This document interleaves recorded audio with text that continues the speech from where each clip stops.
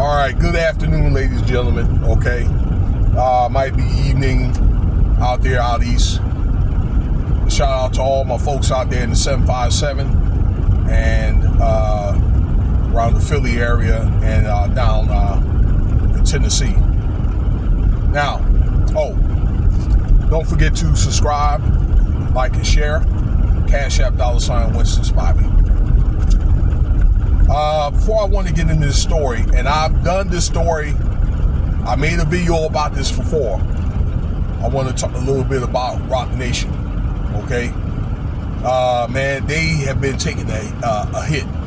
RocNation with JayZ.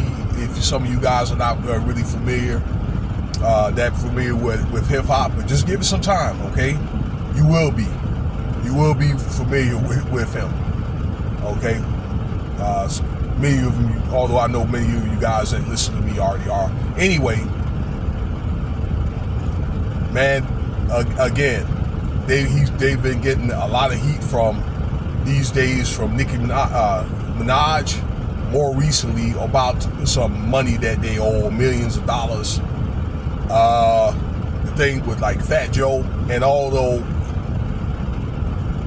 RocNation didn't have anything to do with it directly, you know, but I think they are their like the main sponsor, okay, with Fat Joe. So you got that drama with Roxy Diaz, okay, and you know, whatever family drama. That's why I really didn't make no video about that with that situation, because again, it's just family drama though. But she's connected to RocNation as their CEO, okay. And you got this, and then you got this thing with JayZ and his own allegations, okay? He's already got these 2 lawsuits already out with Tony Busby, okay? And it's just a matter of time before he's got, you know, to meet the man, all right? But we have this situation here with this Ramir guy, okay? He swears up and down that JayZ is his dad, okay? But there's not any really solid proof, okay? But he believes that JayZ is his dad. And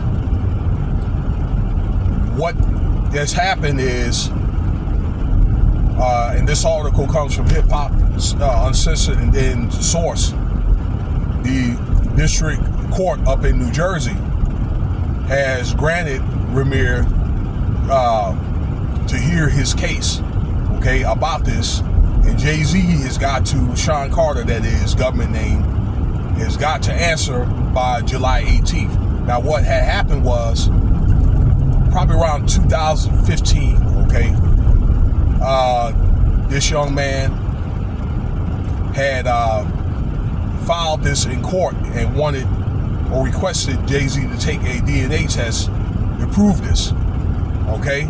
And the reports I saw was JayZ had tried to cover this up, allegedly, in a way in which they did not push this case through, okay, through some type of robbery, okay?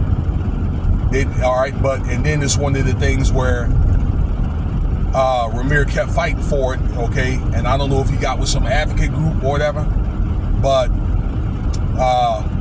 I don't know. Like the courts had determined that JayZ interfered with Ramir's due process rights, okay? Because he does have a right to due process. Now they could tell him no, okay? But that's, you know, what happened there. Once again, now they're pushing this thing through. So this means that I don't know, that they're going to try to subpoena JayZ to take a DNA test, okay, to find out. And all the guy wants to find out is, look, are you my dad or not? The guy's got the same face as his father, all right? Same hairline, all that, all right? Except, you know, JayZ head is bigger than his sons or whatever, you know what I'm saying? JayZ got a big, like an egghead though. But anyway,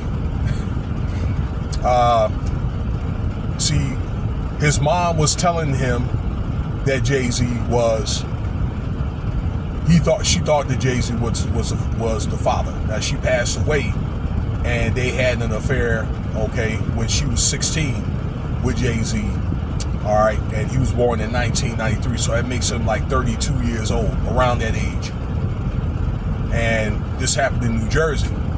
Now, when I checked the statute of limitations, okay, that's 17. So technically, he broke the statute of limitations. So you're looking at that, and then according to Hip Hop Uncensored, they looking at the Mann Act. Okay. Now, I don't know if that meant that he had her transported over there and maybe she had gave them some money or whatever, but this was brought up, okay, from Source Magazine, that you look at that potential violation of the Mann Act, okay?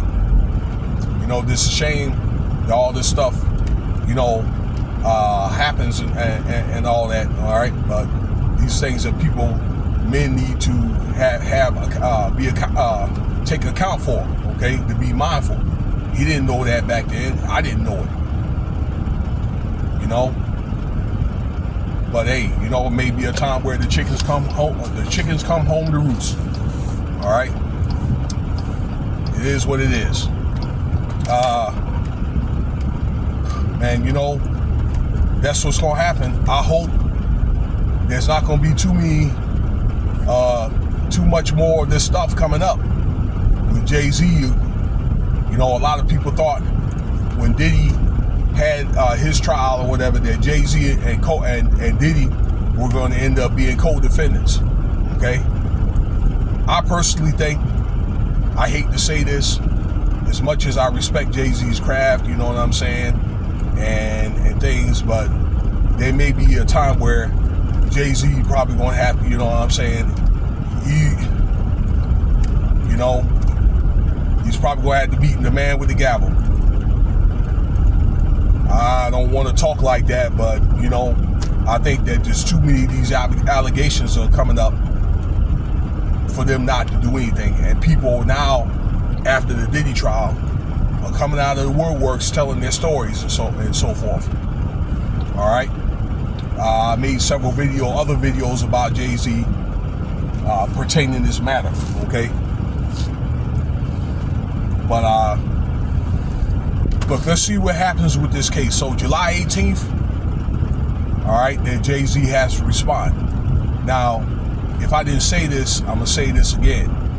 If JayZ felt as though he wasn't the dad, then why did he allegedly had it fixed so that the courts did not push that case through? Okay, this is what Ramirez has alleged, and then the courts had determined that. All right, this news came out. So how did this news end up coming out about JayZ bribing the courts? Okay, to keep this case under wraps. So let's see what happens here. The day is what, the 9th or 10th? Yeah, the 9th. We'll see what happens in about 10 days, y'all. Okay, with this case.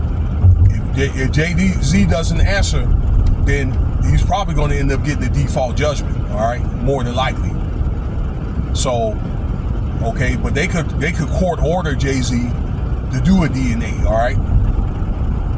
So those are just some variables. All right, let me end the conversation right there. I appreciate your time. Stay tuned for more content.